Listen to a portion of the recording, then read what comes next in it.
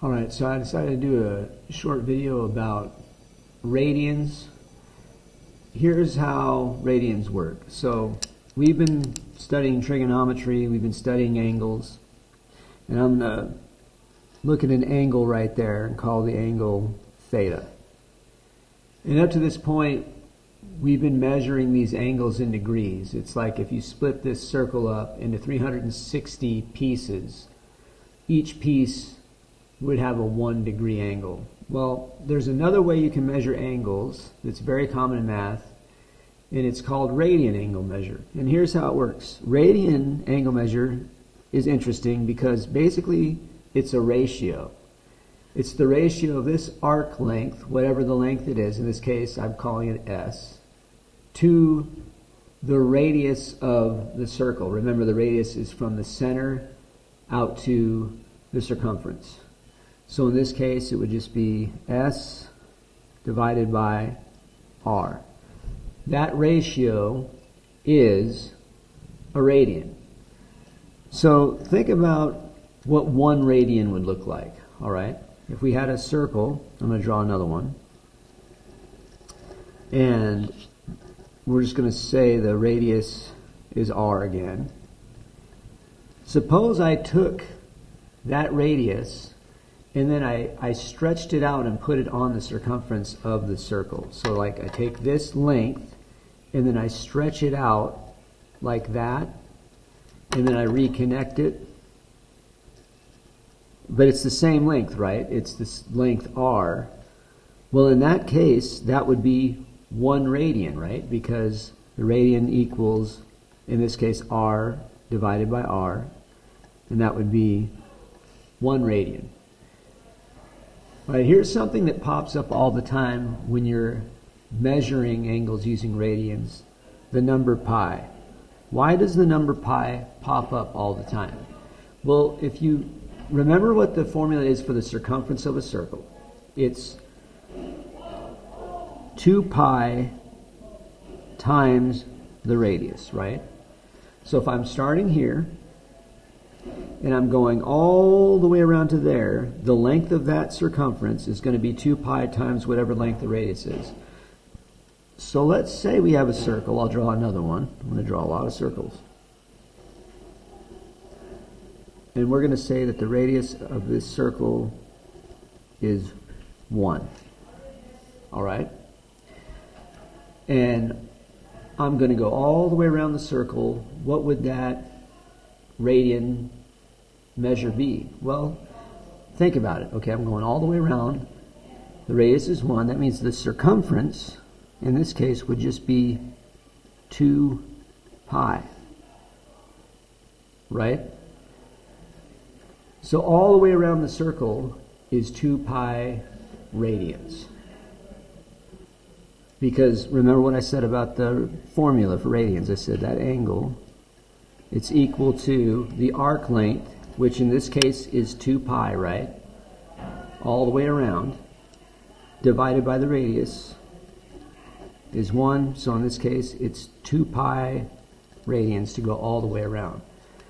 Well, okay, if it's 2 pi radians to go all the way around, like what about going 1/4 of the way?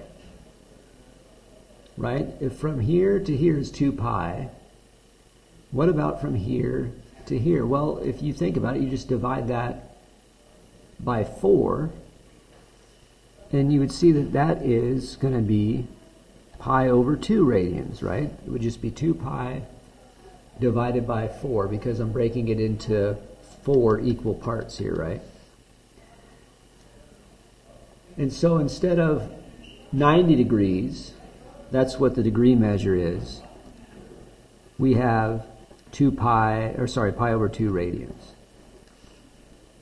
All right, well, what if I went like the semicircle, right? I went from here to here. In degrees, that would be 180. But in radians, it would just be pi. Because remember, if it's 2 pi from here all the way around, then from here to here, it's just going to be pi.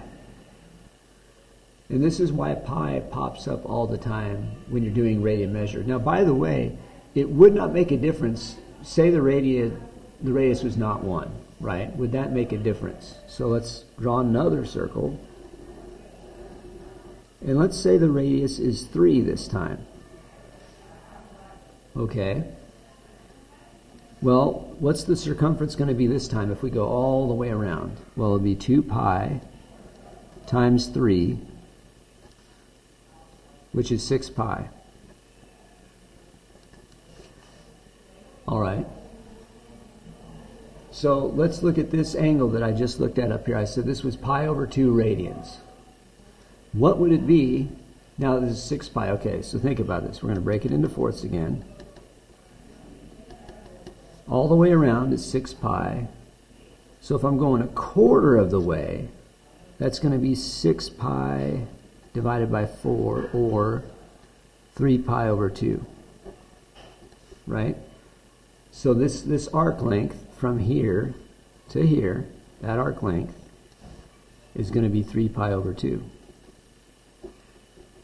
Well, remember what I said about the formula for radians. Radians equals the arc length, whatever it is, divided by the radius. So that arc length is 3 pi over 2. And we're going to divide that by 3. Well, if you do the math here, what you'll see is that this is the same thing as 3 pi over 2 times 3.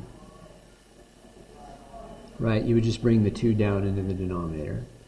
These 3's undo each other, and look, the radian is still going to be pi over 2. The radian measure does not change if the radius changes. It will always be the same. No matter how big or small the radius is, that radian measure will always be pi over 2. So there's just the basic idea of what radian angle measure is. It's this arc length, whatever it is, divided by the radius. That ratio is the radian angle measure.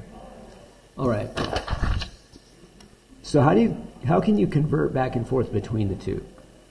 Let's say I've got a 45-degree angle and I want to convert it to radians. What I do is I multiply by pi over 180. Because remember, pi is 180 degrees in radians. So that's why I'm using that ratio there. So you multiply this together, leave pi in the answer. So this would be 45 pi over 180. And then you would want to reduce 45 over 180. And if you do that, I'll go ahead and tell you what you'll end up with is pi over 4.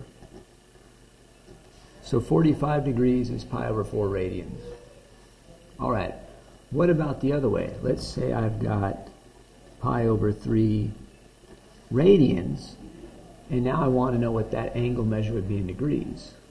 So what I'm going to do is multiply by 180 over pi.